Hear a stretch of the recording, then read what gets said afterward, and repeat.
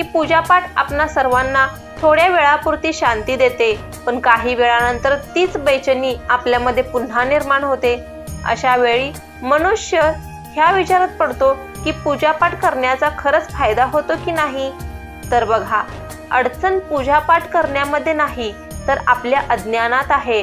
होय, जसे की आपल्याला हे माहीत नाही किंवा ज्ञान नाही की हवन, पूजा, भजन, भक्ती हे सगळं काय आहे, पण तरीही आपण ह्या सगळ्या गोष्टी करतो.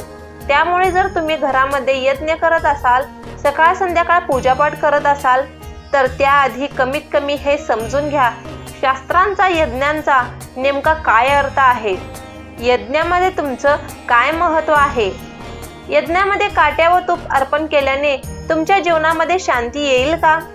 जर तुम्ही फक्त पंडितांच्या सांगण्यानुसार घरामध्ये यज्ञ करत आहात तर हे खरंच यज्ञाचा अर्थ नाही.